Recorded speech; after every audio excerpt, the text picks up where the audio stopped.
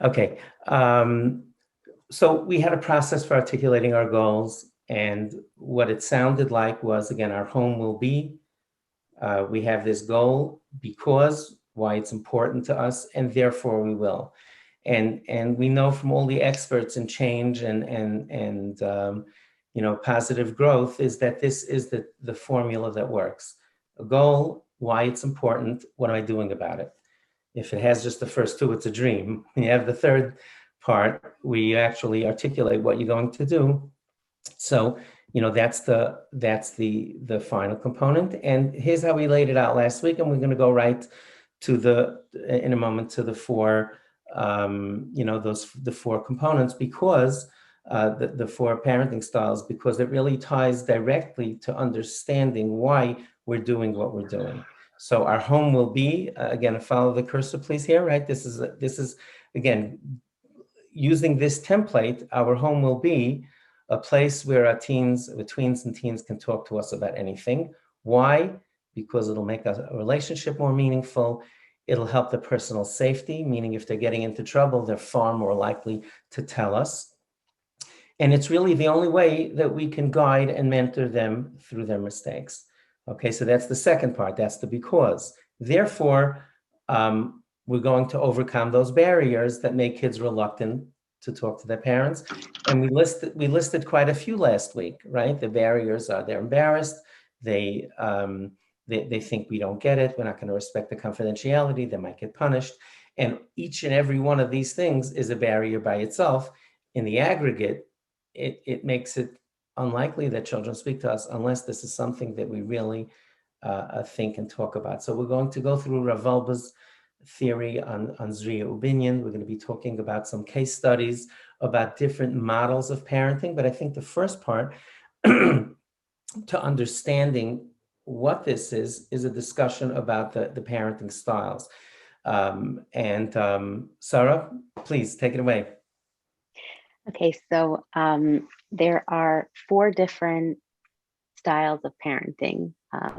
Parenting basically broken down into these 4 styles. You have authoritarian, which is where the focus is more on children being obedient and that there's more punishment over discipline. Then we have permissive, which is where the parents don't enforce rules. They have a very kids will be kids attitude. Then you have uninvolved, which is where the parents provide little guidance. And then there's also authoritative, which is the best of all worlds, which is where the parents create a positive relationship. But at the same time, they also enforce rules. You can do the next slide. So there's 2 concepts here. We tend to think of parenting as, black or white, that either you're the boss of your home, either you're in charge of your home, or it's Hefker, that there's no structure in the home. But really the truth is that there is a balance. And the difficult part as parents is finding that balance and being able to be flexible enough to adjust as we go along. I know I'm at fault with this. I like to think that I'm right. But the truth is that sometimes we make mistakes and sometimes we're wrong. And an important part of being an effective parent is being able to adjust as you go along. So there are 2 factors when you're being a parent. There's, whether there are rules or order in your home. That's, but there's also attentiveness, where you're which is how responsive you are to your children's needs. So there's demandingness, which refers to the extent to which parents show control. And then there's responsiveness, which is, are we paying attention to what our children need? Are we paying attention to how they feel about the demands that we're placing on them? I'm something most people don't know is I'm also a chef. Um, and I can make, the best food in the world. Tonight I made a homemade pizza, whatever. I love mushrooms. My husband hates mushrooms. Um, and I can make the best pizza in the world, but if I put mushrooms on my pizza every single time, my husband's going to hate eating them. It's about not just having good rules and having good standards for your home, but also being aware enough and being open enough to recognize how how those rules are being taken by those you're giving them to.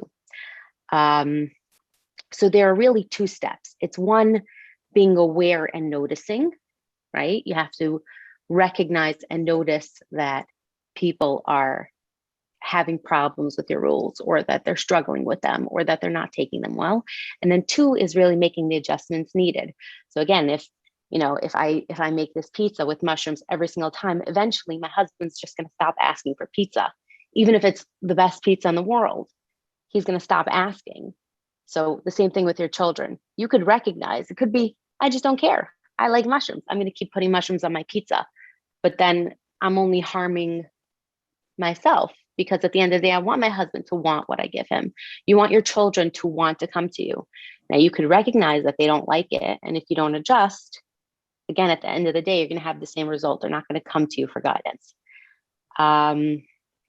So if you look at this chart, it's a great chart. My father showed it to me. There's two axes going across. There's one where you have demandingness going this way, and then this way you have responsiveness. Now, if you look at the top, I can't use the cursor. So if you look at the top left, we have permissive, which is if you have a high responsiveness but a low demandingness, which means that you're not demanding a lot from your kids, but you're responding really well. So you're permissive, which is basically whatever you want concept. Then we have on the bottom left, we have uninvolved, which is low demandingness and low responsiveness, which means that, you're not paying attention to what your kids need and you're not making demands for them. Then if you go across to the bottom right, you have authoritarian, which is low responsiveness, but high demand. So you're making those demands on your children, but you're not recognizing when it's not working. You're not reacting to their reactions. You're just giving rules. And so that's authoritarian. And then if you go to the top right, you have high responsiveness and high demandingness, which means that, again, children need structure. I'm a huge believer in the fact that children need rules and they need structure to feel stable. I remember my first internship, my supervisor told me, he was a principal for many years and then became a social worker. And he told me that children crave structure more than they crave love. Children need structure, but at the same time, you also want to be attentive to their needs. And you want to listen to them when they're talking to you and when they're reacting to you non-verbally. And then again, now that we've expanded on it, you can look back at these pictures. We have, the authoritarian, we have the authoritative, where the parents are really, sitting and listening, but having structure. We have the permissive, which is, do as you will. And then uninvolved, which is where you just are not involved at all. Thank you so much, Sarah. Thank you very, very much. The introduction probably got cut off. So Sarah's a clinical case manager at Amudim, a social work student at LIU, and she'll be graduating in 2 weeks, and she'll be coming back on for Q&A because, as we saw last week, there's so much. Think of it as tech support. You get a new technology device. You can learn how to use it, but things come up as you start using it, and especially, and I was very grateful that a number of parents in our group were really honest and said, look, I haven't done this before. How do I transition my children to this? what was it like, Sarah, when, if you were able to, if you were able to tell your parents anything, so how did it work in terms of discipline? And all of these questions, we really going to be leaving some time for this as well. So the purpose of the four parenting styles is to understand that it's not a binary choice, that you're either you're either a good parent, so to speak, a hands-on parent, or you're not. It's more complicated than that, because ideally as Sarah said, we want both to be attentive and also, to make demands as well. Now, Rav Wolbe this is the second point that we'll be covering tonight, is Rav Shlomo Wolbe Zatzal. This is, by the way, my number one recommendation in terms of parent, books for parents to read. It happens to be a very thin volume. You can knock it off in a half hour, probably. It's you can just read right through it, but that's not the way this book needs to be read. It really needs to be studied. And Rav Wolbe, excuse me, if you see on top here, Zri Ubinyan B'Chinuch was the original book, and it was translated to planting and building. And basically, and I'll be glad to take more questions during Q&A. Basically, the big idea is that Rav Wolbe speaks about the two types of growth, that there are two types of growth, one which we call building, and the second is planting. Now, again, following the cursor, excuse me, please. Okay, so the building is inorganic. It doesn't grow. You just put bricks down right over there. And now it's less messy. You basically just put the bricks down in a pile. You want to put some mortar in there, but basically, and it's less work. It's neat, it's organized, it's just where you want it to be. The problem is that bricks don't grow additional layers. So Rav Wolbe, I'll show you some Torah later on how he explains this, says basically the big idea is that when we tell our children, do this, do that, give them rules, especially without explaining them, but it works, but it works so long as you're putting in the effort and you're in control, but it has a shelf life. That's Rav Wolbe's big idea. And by the way, Rav Wolbe is very clear that you must have building also. As Sarah said, that we need structure. It's not only about the planting. Planting is organic, it's messy, it's a lot of work. You just think of what it requires to plant, a vineyard or a fruit tree. It's years of work, it's muddy, it's messy, you have to plant, you have to watch it throughout the seasons, which you don't have to in an inorganic way. But when you're done, it basically stays. And that's Rav Wolbe's big idea, is that we look to the organic, to the inorganic, as something that we need to do because we need a plant thing. We need we need to have walls and other physical structures, but don't delude yourself into thinking that this is going to last forever. It lasts as long as you're in charge. Rav Wolbe has many divrei Torah on this. He gives one example I found that was very, very, very meaningful. He was talking about the two parshas of Kriya Shema.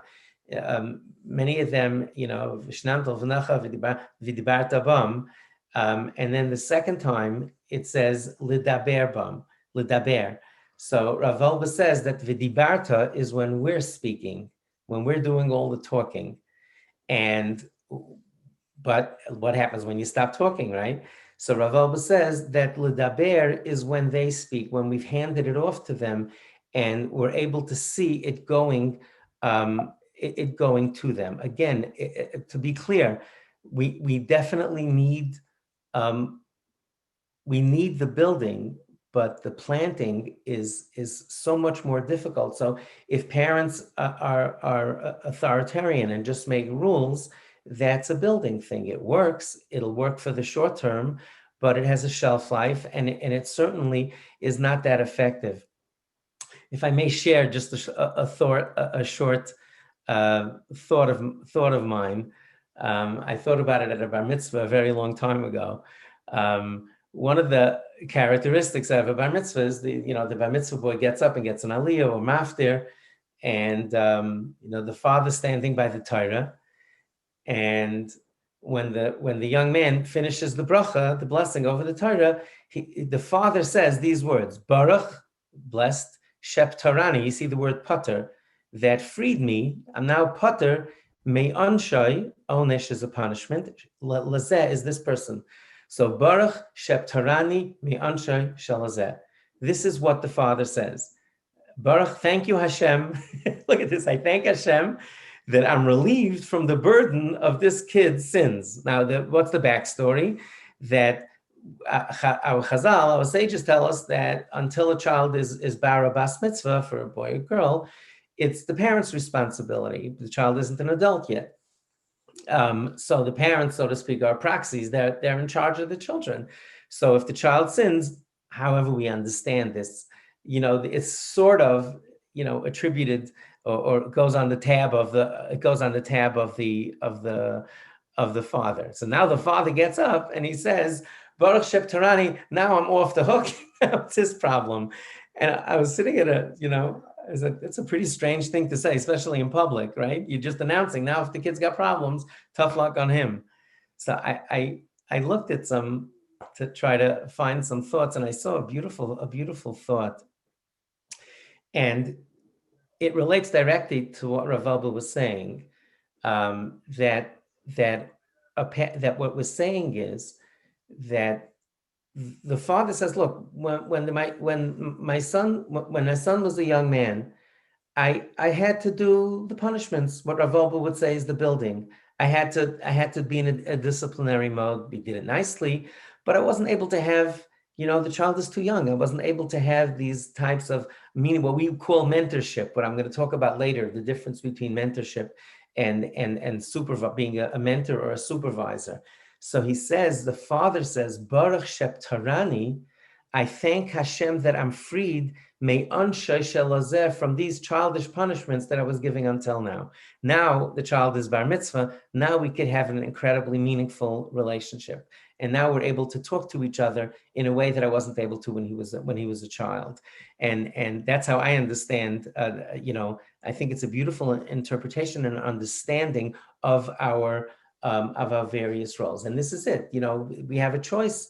Building a supervisor, being in the capacity of giving rules, and the planting and mentoring. And again, ideally, a mentor. I was very fortunate to have mentors throughout my adult life, and it's an incredible experience. I go to that person, or I went to that person to talk things over with. It's not there is no punishment. It's not about that. It's more about getting guidance, and we see that it's something that could be very meaningful. Now I'm going to talk really practically about how this works. Okay, there's a little bit of theory in terms of understanding why we were talking last week about the way we do things, about allowing children to talk to us, to make sure that they're comfortable talking to us. This is a true story.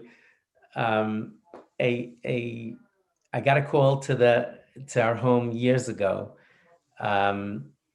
Somebody called my wife that their child, their son, took the furniture in his room, and he literally broke the furniture and the walls. He went on a total tantrum.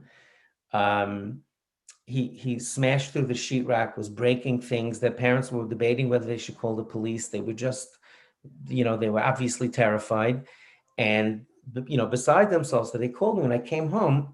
I called the fellow back. I got the parents on the phone. I was talking to the father. I said, well, why did your son, this is a true story. You can't make this up. I asked the father, I said, what happened? Like, why did this turn south? Why did he start going? What happened? So he told me, he says, I took away his phone. I took away his smartphone. So I said, why'd you take away his smartphone? So he said, because he's chutzpahdik and he's not behaving well. And I said, So I said, did he do anything wrong with the phone? What did he do? Did he violate the house rules for the way, your technology policy is at home? No. Did he do anything? I said, so why'd you take away phone? I promise you. He says, because it makes him crazy. So the guy told me, because it makes him crazy. Like, this is the thing that makes his son most agitated. So that's why he did it. Because obviously I said, why did you call me? And so I'll encourage you during question and answer, if you want to talk about technology rules and to go through these a little bit more carefully, how to do them. I'm not going to talk about them specifically during this presentation, but I'll be glad to take it during question and answer, because if there is an area in our life where the planting type of the mentorship of having rules that work and go in an interactive way that's helpful is something that really could be of value. And again, I said I'll be glad to take it during question and answer. I purposely kept my presentation a little bit shorter tonight so that we can really delve into some more practical situations. Case study of negotiating. Okay. And here's a practical use of this. So our children, especially as they become adolescents, one of the features of adolescence is that they start thinking of themselves as their own people, and they start naturally, they start pushing back on the rules. This is normal. It's been going on since the beginning of time. One of the confusing things about adolescence is a 6-year-old. If you say who's in charge of a 6-year-old, everyone will say, who's the boss who's in charge of making rules for the 6-year-old? Everyone will say it's the parents. If you have a 21-year-old living at home, everybody understands it's the child. How about a 13-year-old? How about a 15-year-old? How about a 17-year-old? And that confusion also causes a lot of it.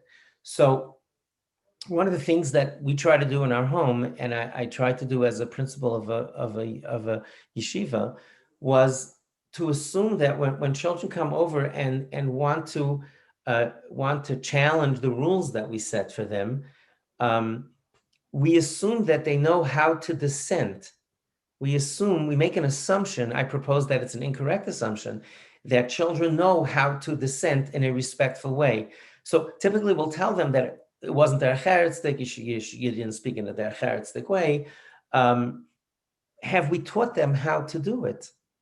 So I propose here, this yellow, teach them to negotiate. Don't assume that they know, and give them a script. The script here was, again, at home, and even more so in school. I would tell the children, if there's a rule that if there's something that you want to discuss, you have to speak softly. You have to make me a counter offer. You can't tell me no, and you got to tell me why. Okay, this is the map to success. If I say, for example, if I say curfew's 11 o'clock, or I say that I make a certain rule in school about the playground or other things, and the children complain. So rather than just hollering, it's not fair, or start screaming, if they raise their voice, you tell them very calmly, look, come back whenever you're ready, come back. We all know that when we lose our temper, which is perfectly normal, but when we do, we're not in the driver's seat anymore. We telegraphed a message that we're not completely in charge. So ideally, again, in the real world, this is obviously much more challenging, but tell the children to speak softly. If they raise their voice, you say, look, I know you're upset about this. Just come back whenever you're ready. I'll be glad to have this discussion with you. So if I tell our teenage daughter, Sarah, we need you back at 11, Sarah thinks 12 o'clock is a much better idea. So comes back and says, look, Ta, what it would sound like is respectfully speaking softly and saying, look, can it please be 12 o'clock instead of 11? Because only the geeks go home at 11. Sorry, did I date myself by saying geek? Okay, so, the most fun is between 11 and 12. So that's a pattern, a way of encouraging your children to be able to come back to you in a way that's productive.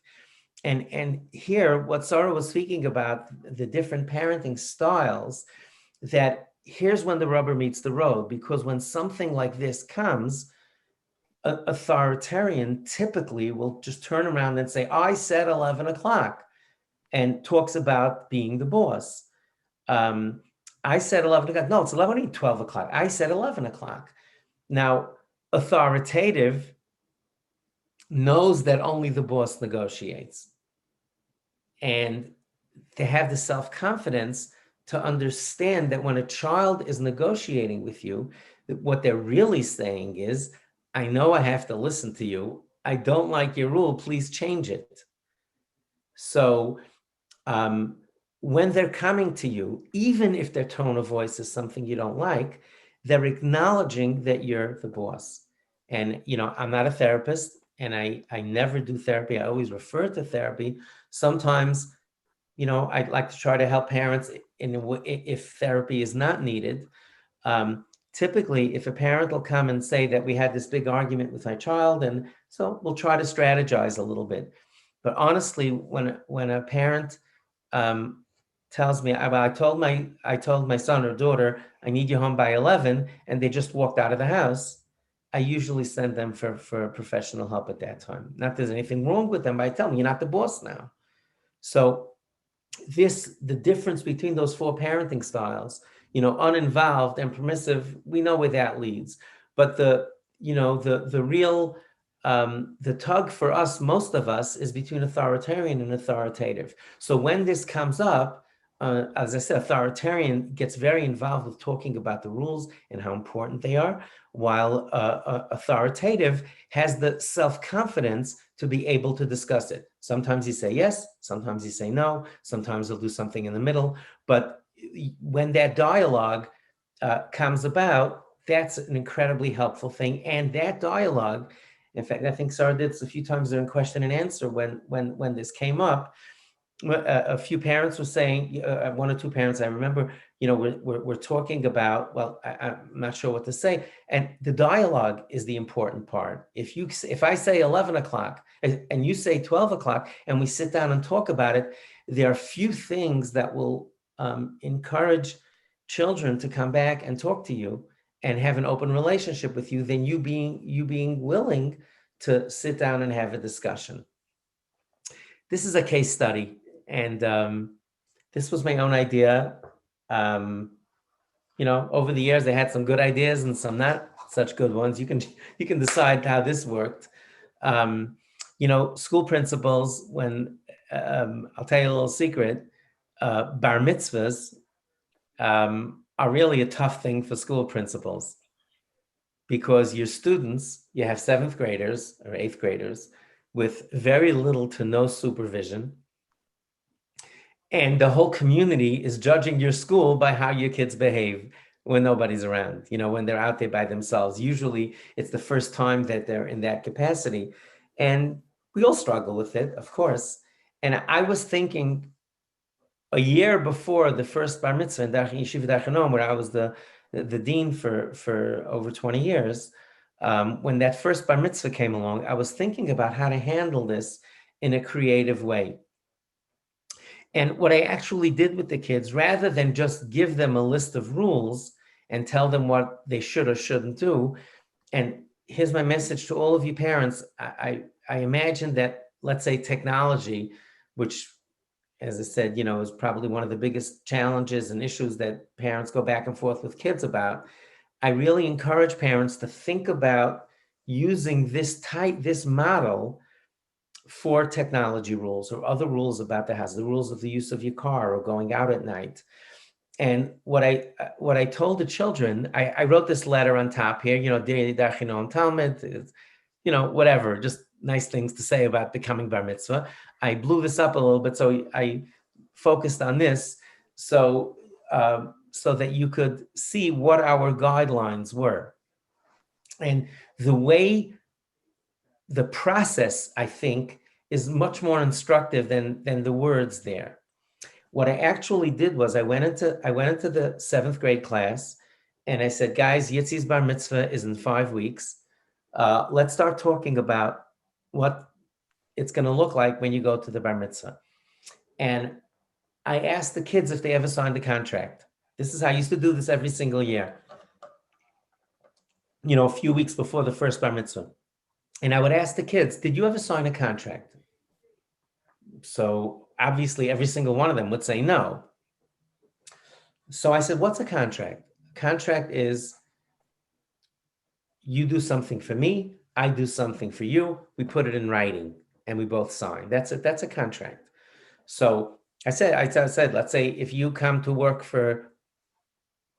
let's say I'm running a summer day camp and a year or two from now, you want to be a counselor. So what is that? I asked the kids, I would actually make it very interactive. I used to give a kid a marker to go to the whiteboard and say, tell me, what do you need to do for me? What am I expecting? We're writing a contract now. So I'm doing for you, you're doing for me. What do I expect you to do for me? So the kids would write. The kids would say and write themselves, show up on time for work, be attentive to the children, whatever. What do you expect from me? Well, you have to pay me. And the kids were really funny. You have to support me. If a parent complains about me, I want you to take my side. The kids were really cute about, what they felt was fair in terms of an agreement. And I said, okay, this is a framework for an agreement. And we would write this up and that would be an agreement. So I asked them, I said, kids, I suggest that Yitzi's bar mitzvah card was the first contract that you ever signed. When you signed Yitzi's return card, you were entering into an agreement with the parents of Yitzi. It doesn't say it like that, but there's an expectation that they have of you and you have of them. And I said, let's do this again. Somebody wiped off the whiteboard and go again now. So what are they doing for you? They're providing food. What do you think they expect from you?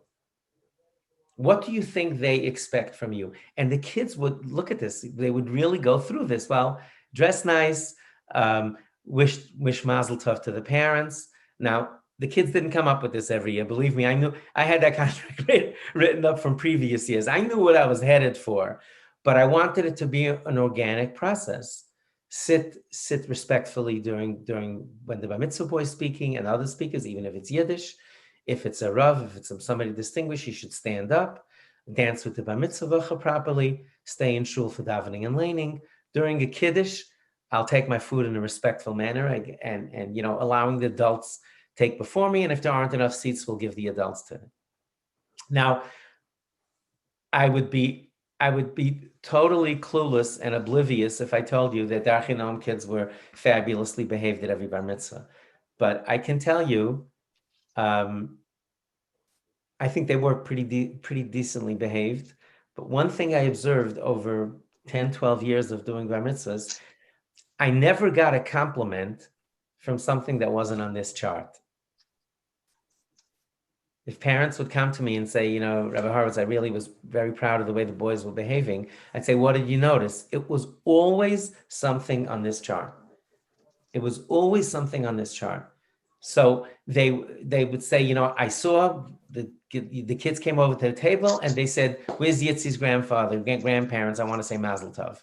Or we were at a smorgasbord and we let the kids ahead. So of course wasn't perfect, but I felt that this process got the kids to where they were able to understand at least what was required of them, rather than me just coming in and handing out this letter. Every year, I believe this was 2009, every single year, the contracts were a little bit different because the kids said different things in different orders. And I didn't want them to feel that it was something that they had no input. One last thing, and I think the rubber meets the road here. What's the punishment? What's the punishment if they don't behave? Folks, right? We know this. If there's no consequences, then any agreement is problematic. So I thought about this for a very long time. If I tell the kids you can't go to the next bar mitzvah, you know what's going to happen, right? Parents are going to say, other people, hey, what are you mixing in? It's out of yeshiva. It's not your business. It's not your time.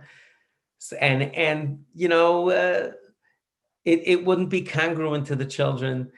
And it took me really a long time to come up with this. And I laugh when I think of it because it was so effective. Look at this, one sentence. I fully understand that if I don't follow these guidelines, excuse me, if I don't follow these guidelines, I will no longer be able to attend Dar Chinom Bar Mitzvahs without full-time parental supervision. So I told the children, I said, look, you're seventh graders. We wouldn't let you go anyplace unsupervised. We wouldn't let you on a school trip unsupervised. The assumption is that you're going to Bar Mitzvah, that you can behave well. If you demonstrate that you can't behave well enough, then your parents will have to come with you.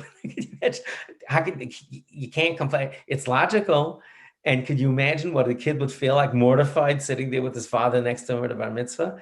I rarely had to go back to the paper. If there was ever a problem, I would call a parent and tell them, I'm sorry. It's just a warning. The next time, and that was more than enough. So again, just this was something that I put a lot of thought into. I really believe it was effective, at least to somewhat. And it definitely encouraged reflection and the children. And again, I encourage you all to ask me to come back and discuss with Sarah and I what this would look like in the real world. How could you do this with technology rules? How could you do this with other things where you're trying to set limits and guidelines? And I'm just going to close with this beautiful word from Moshe Feinstein, and then we're gonna open up to questions. Rav Moshe says that Rav Moshe Zatzal says that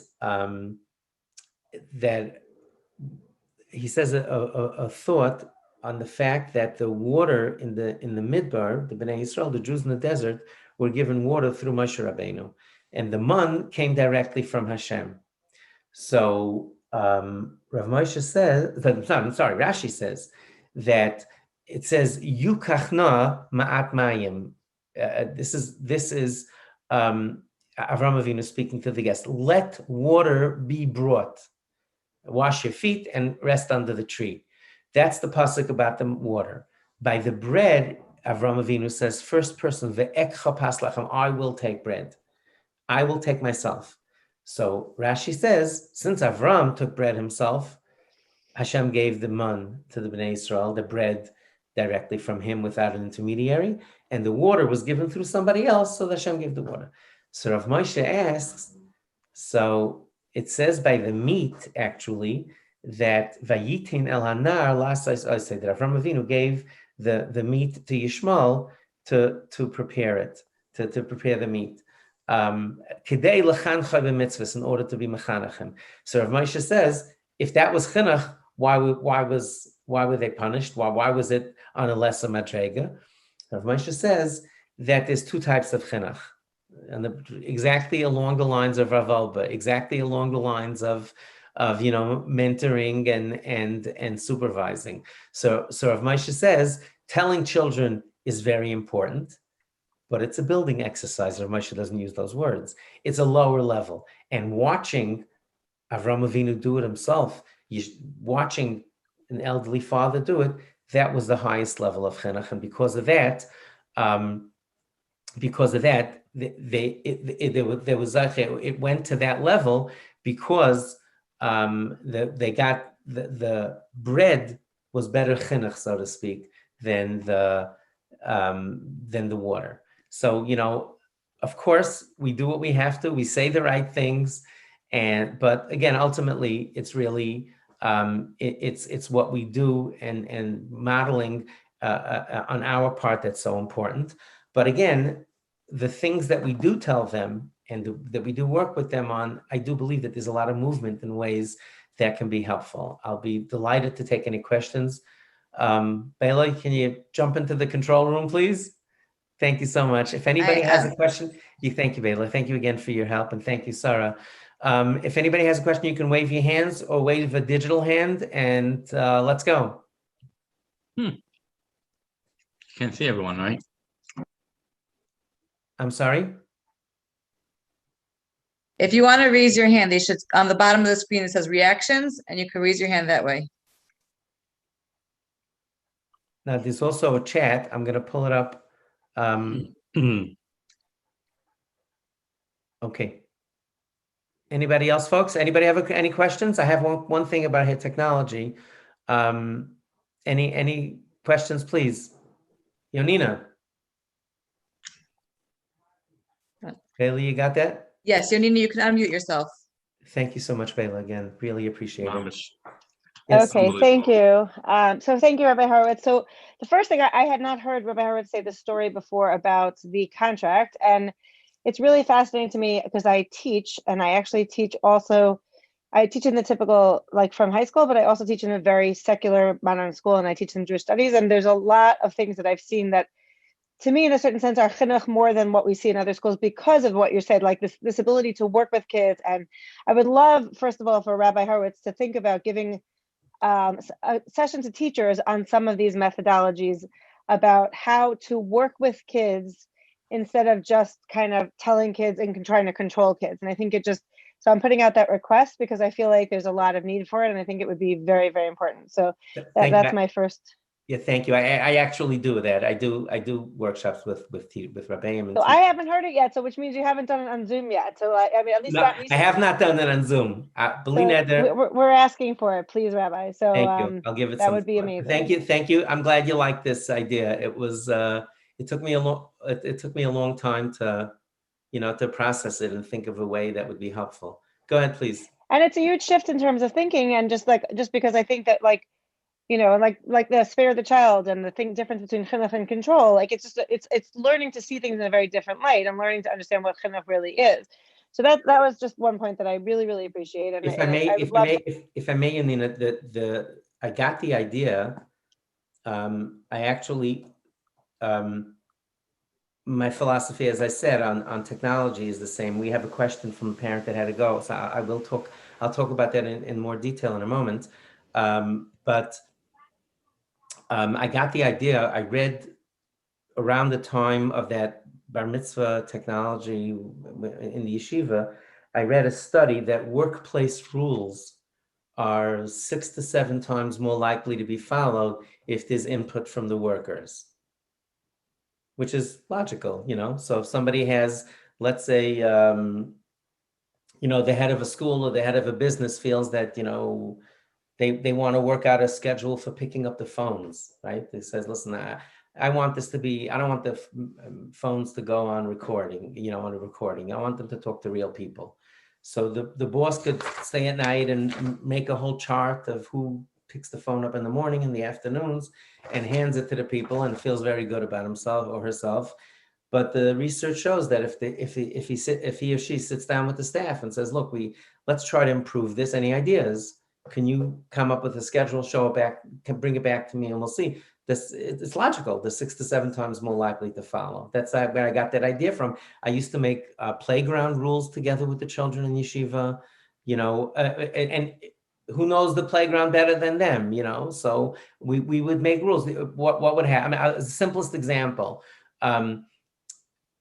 The kids run down to the playground, right? I was an 8th grade Rebbe for 15 years. So my 8th grade and 7th grade got out at the same time. There were 2 8th grades and 2 7th grades. So you have 100 kids barreling down the hole because the first guy on the field gets the court, right? So obviously that's not a good idea because the barreling over the little kids, and why should they have to run? So we worked out a rotation, but I sat down with them and talked it over. And I mean, it's the best way to get by. And I'm sorry. Go ahead, please. And just like that, actually, my students in this more modern school at the beginning of the year, they actually sit down with the teachers. They go through all process and figure out what are the rules that we want to have for our classroom so that we can learn.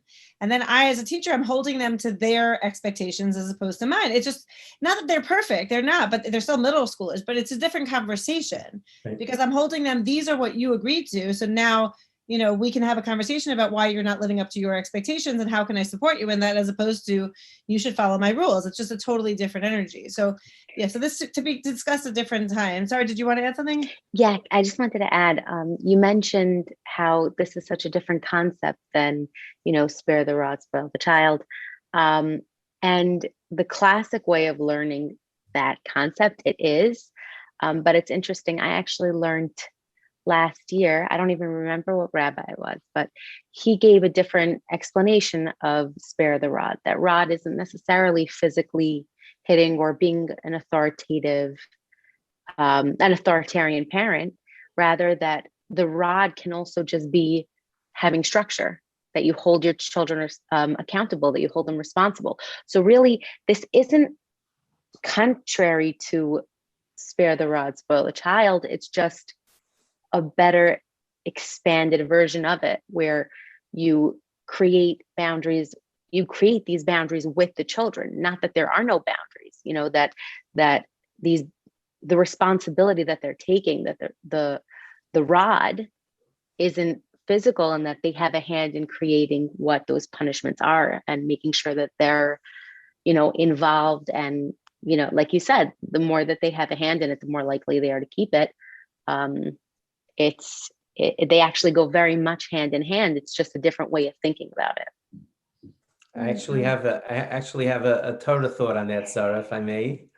All of you. It says in Mishlei, "Chosech shifto sign b'nai." That's where spare the rod comes from. If one withholds shevet, a stick, it's as if he hates his child. Someone who refrains from using the rod, right? Shevet is a stick.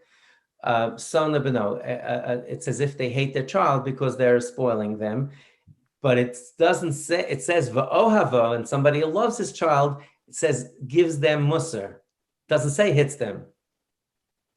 Look up, as Casey Stengel used to say, you can look it up. That's the pasuk. I don't have it in front of me, but it's chayzech shiftesayne b'nai. If somebody withholds a rod, it's as if he hates his child, but if he loves him, he gives him musa. You see, even in Shiftecha Mishantecha Hemi Nachmuni, right? And we say your shevet, Hashem doesn't hit us with the stick, right? It's a punishment. But anyway, I just wanted to share that. Anyone else, folks? Wait, so I just have a different question. I'm Unless sorry, someone Edith. else comes on, but in the meantime, I'll keep you guys busy, so it's okay. Can I just wait if anybody else has a Sure, question? so go ahead. And then, yeah. It looks like there is something. Natalie has a question. You can unmute yourself, Natalie. Yay. I'm sorry, Anina. We'll get back. You get back in the line. Should we make rules together, Yonina, for answering questions? Go ahead, please, Natalie. Hi. Yes, I wanted to know what you would suggest for a child who, say, is not speaking towards either their parents, their siblings, or other people in a kind and respectful way, perhaps name calling or things of the sort that are very hurtful towards others. What would you say is an appropriate consequence response, besides for the the obvious, like conversations, things like that, like after conversation and there hasn't been a change? Right. So kol hakavod for asking the question. More power to you.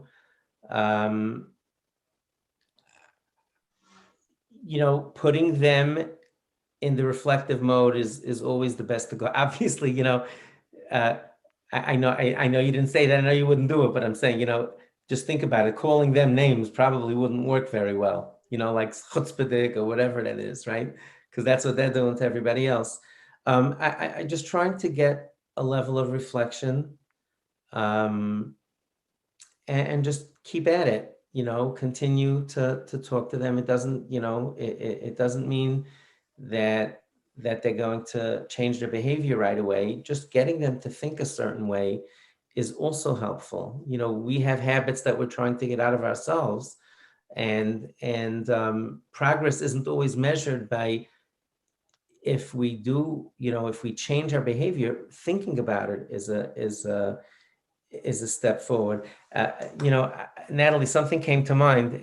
If you permit me, I'll take you 2 minutes just to expand on this. It was something, I don't know why, I just had a flashback. One of the really good student of ours in Darchei Noam was a fantastic athlete.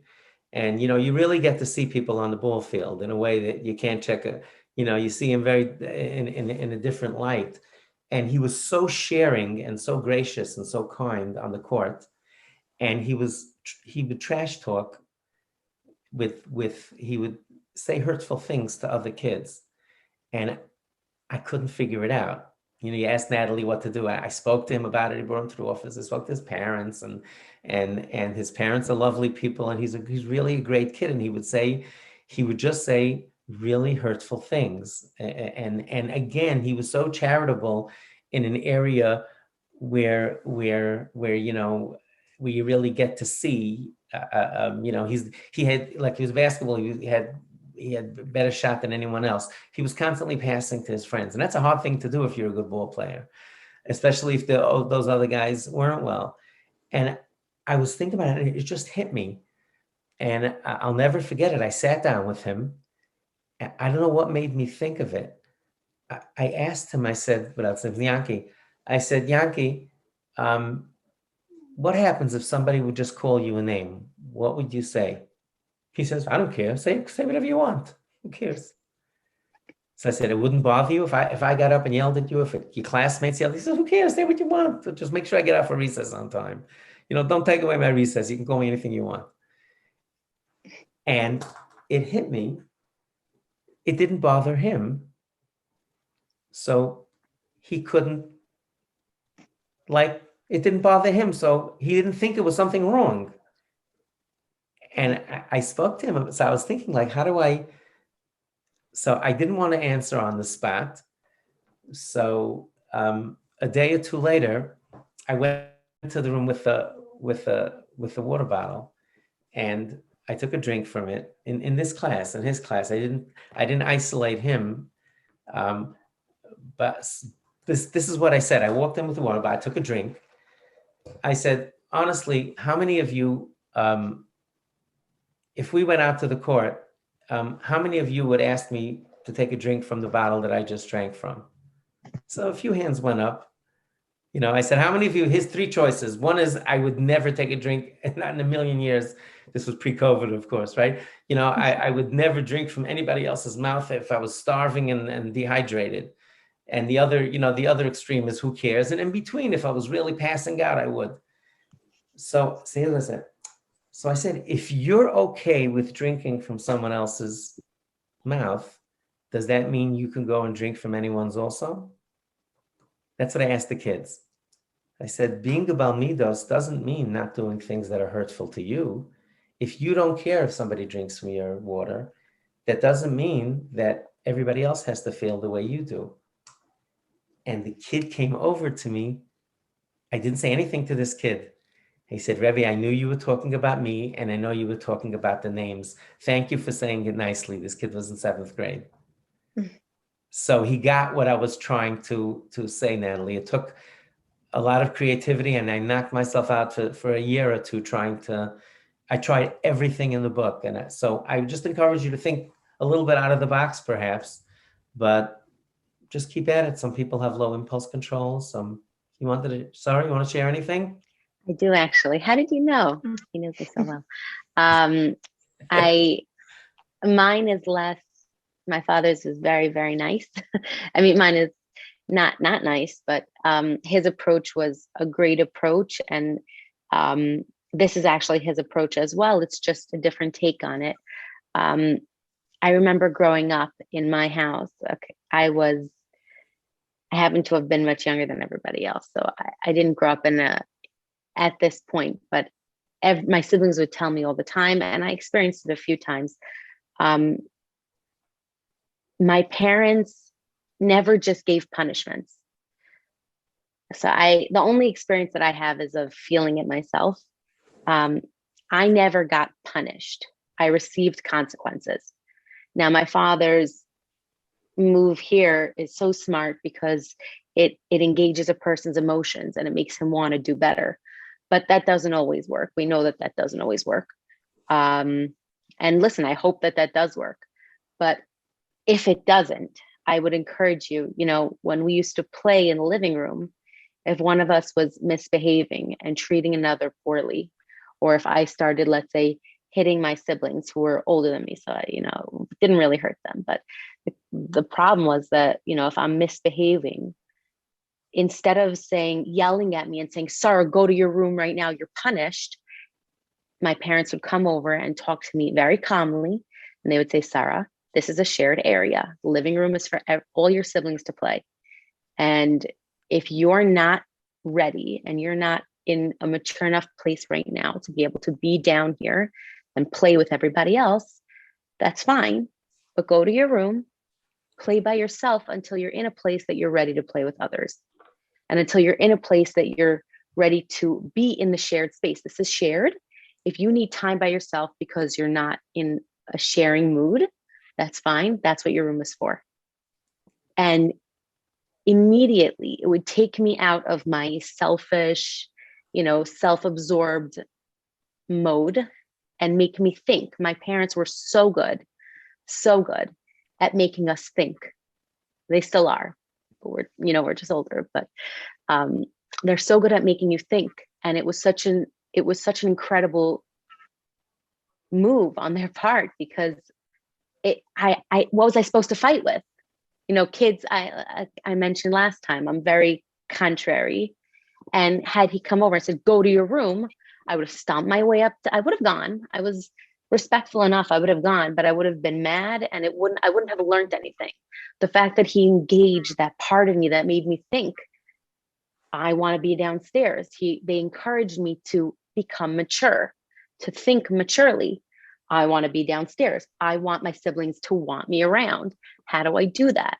And I would encourage you greatly to think about direct consequences to direct actions rather than punishments to actions. I think that it's a nuance, but it's extremely important. And it encourages children to think logically and think maturely. Thank you, Sarah. Thank you for noticing. Thank you. It's the first time I got feedback on that. Thank you. Thank you, Sarah. So just a quick follow-up question to Sarah then. What would you say would be a direct consequence to something like name calling? That's a great question. And remember my father said, remember when you were saying that it took you 2 years? You got 2 years from me over here. 2 years of genius ideas here. Let me think about it, and if I think of something, I'll give a shout out to you as we go on. But I have to think about it. All right, thank you. Okay, anyone else, folks? I see a few. I'm going to take some of the text questions, some of the chat questions. Just a moment. Technology rules. That's. Oh, yeah. Technologies. Let me see if there's any other technology questions. Willing to talk to our kids, and my wife is not.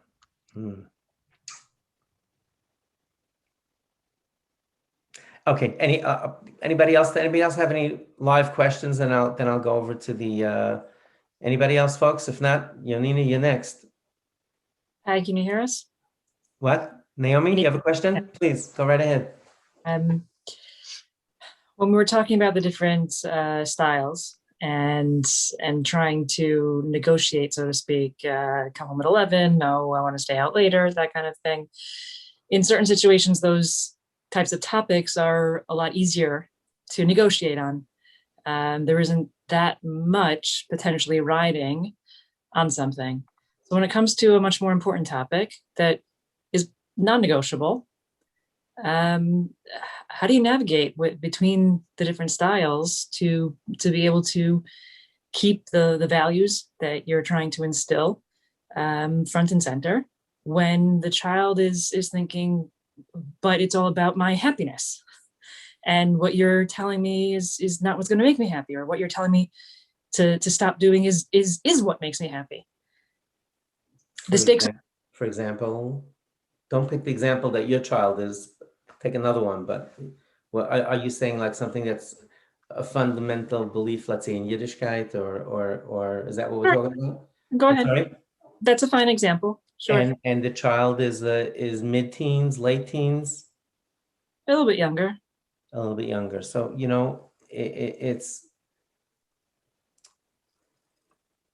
it's complicated. It's complicated. And there were a few, I saw a technology question about Shabbos also.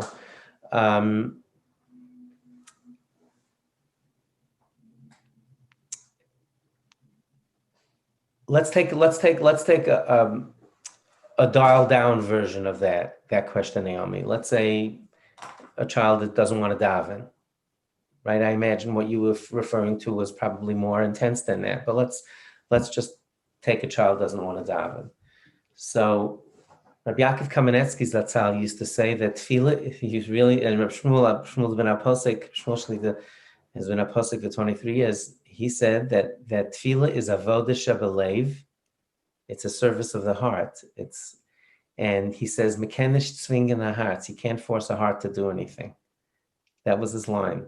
He said that you can force hands. I can force you to clean up your room, but I can't force you to love me, right? I can't force you to love Hashem. It's either there or it's not. So some of the things that you're probably talking about that are more intense than davening or are, the children, they're just the way of the world is the children chart their own path. That's the way it is. And it's very, very painful to watch children make different choices. I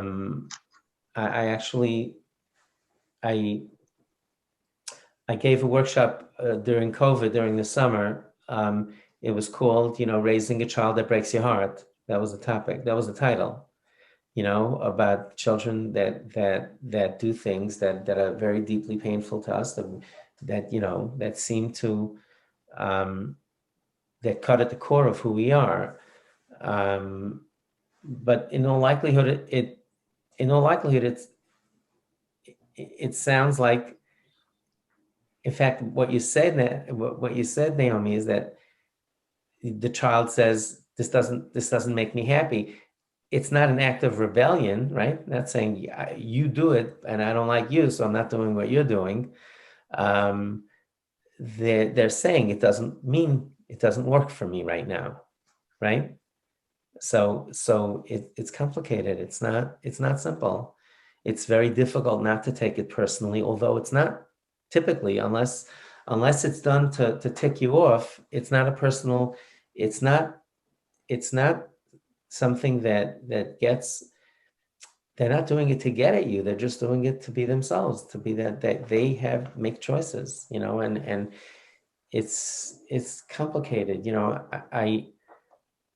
If I can give a silly example, nothing, for something that's not nearly as meaningful as this, I invested a great deal of time with the children, teaching them to ski, to golf, to do different things, right? So we have 5 kids. I took them all skiing many times. I spent a lot of time doing it. 2 of them love to ski. 3 don't.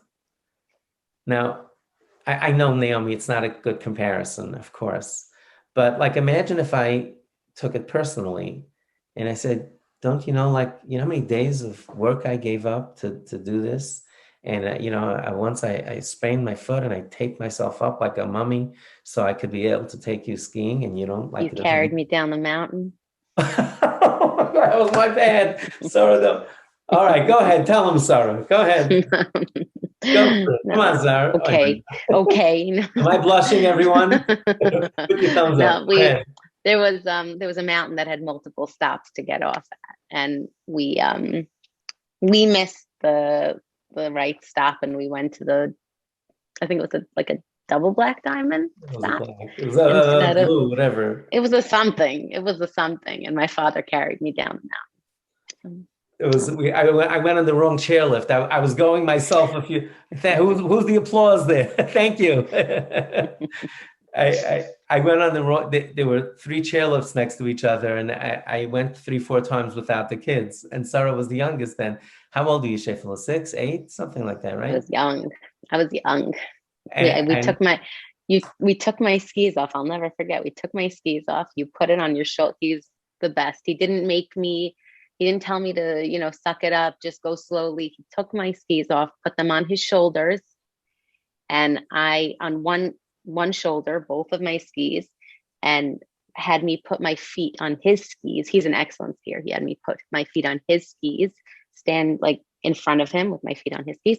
He put his other arm around me And we slowly made our way down the mountain. It was so embarrassing. And I remember saying to myself, why didn't I just stop at the chairlift and get off and ride down? Yes. Thank you, Sarah. No, but Love you.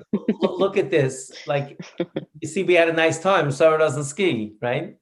So, like, it is what it is. She made her own choice. Of course, it's not comparable. But I think sometimes it's more helpful to us to realize that this is the way of the world. People make their own choices, and you know, I do think that the Ben Adam L'Chavero part of it is something that we can be universal about. You know, the mitzvahs that govern our being a mensch, and not like davening or Shabbos or other things that are between us and God, but don't affect other people. You know, so I think that's an easier place to address those before the other ones. Sometimes it's time. Sometimes they just have to figure it out. A lot of the kids don't. A lot of the kids feel that they know they're going to have to do this one day. They just don't want to do it now. They just want to be kids. I don't know, but look, we know what works, Naomi. What works is to maintain your relationship, and you discuss it a few times, but give them space, and you hope that they make, you know, they'll come around, that they'll be more kindly inclined towards that. I mean, Reb Shmuel and Reb Yaakov's, the idea of not forcing children to daven, I thought was very profound, because Reb Shmuel said that parents should, for children who don't want to daven, for example, they should do birchos hanen, and they should talk thank you brachos, not please, not requests, because it's much easier for them to relate to that. So you pick up an ice cream, you make a shahakol or whatever, you take a drink. So that's a thank you to God for what's there.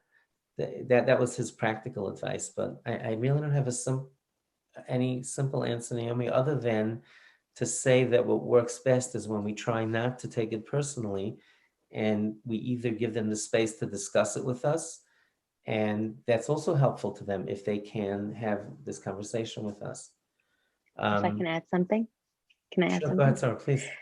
I'm going to refer back to something that somebody had asked me last week about being, Rebbe Horowitz's daughter, and the pressure that I might have felt, and did I have freedoms?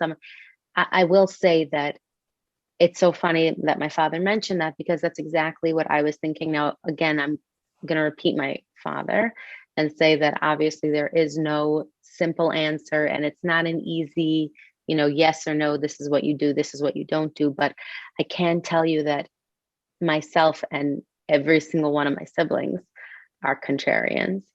And had my father or my mother ever told us, you have to do this, you have to do that, I can tell you it wouldn't have worked well. It would have worked very, very, very, very, very, very poorly. But they never did that. They gave us the freedom to figure out, Yiddishkeit wise, who we are. They set boundaries, they set guidelines that we had to keep. Most of those were, I would say 99% of them were Bein Adam L'Chavero, like my father said. And it was very much an awareness. My parents brought an awareness of what kind of person they wanted us to be, and that our happiness and that our safety and our health came first. And it allowed us all to have the freedom to figure it out and, make our own way and make our own path. And, it gave me the freedom to explore, life and my own choices. And I can't speak for my siblings, though I know that it did for them as well, but I can't speak for them. But I know that the fact that I had the freedom to figure it out helped me figure it out. And I wasn't forced into any decision. I had no, like I mentioned last time, no teenage angst that I was being forced into a a Yiddishkeit or a decision that I didn't want. Everything was my own choice. And it was so important for me to be able to figure out who I was. And some people really struggle with that. A lot of people really, really struggle with figuring out who they are, and it takes time. And like my father said, a lot of it is just patience and being open. And the most important thing is that they know that they can come to you when they need you, that they're not afraid of, this goes back to the whole topic of last week, which is that this is where you're putting your money where your mouth is, that they know that they could come to you when times are hard, when they would normally be afraid of disappointing you, that they can turn to you for advice, because this is, my father always says, that's when they need advice most, even though, we want to give the easy advice. We want to give the fun advice, but that's when they need the advice most, is when they're least likely to come to you. So just letting them know that they're accepted and that they're loved, even when it's harder, that's the most fundamental part. So my Rebbe Naomi, my Rebbe, my great Rebbe, our great Rebbe Rav Pam Zatzal, he was once talking at a Torah Masorah convention to educators. See, Yanina, you see he did that? To educators, right? But it was really to all of us. He said it to Yeshiva, to us as parents, as back when I was in his class, giving his Friday shmooze and talks. He said something very fascinating. It says that there's a pasuk that says that compares educators to stars, not pop stars, stars in the heaven. So Rebbe said, he says, what's the reference to stars? He said something that was so profound. I was a kid that it proved what he said, because it didn't mean that much to me at the time when I was 19 years old. So he said that the reality is stars are light years away from us, right? We say a star is 4 light years away. That means that if you go outside and it's a nice night tonight, and you from the top of a ski mountain, if you take it all the way to the top, and you see this beautiful star, that light was produced in 2017, and it took 4 years to get here. So Rebbe said that we often we try to be mechanech our children and educate them, and we see they're not listening, and we get frustrated. So Rebbe said, Rebbe said, you're like a star. They're still kids, he said. The Rebbe said, I still remember him saying it like this. He says, in his edel way, he said, the children, what do you want from them? The children. So he said, sometimes it has to just sit there for a few years until they absorb it. That's what Rebbe said. He said that was the reference to stars, that sometimes it just needs time for them to get there.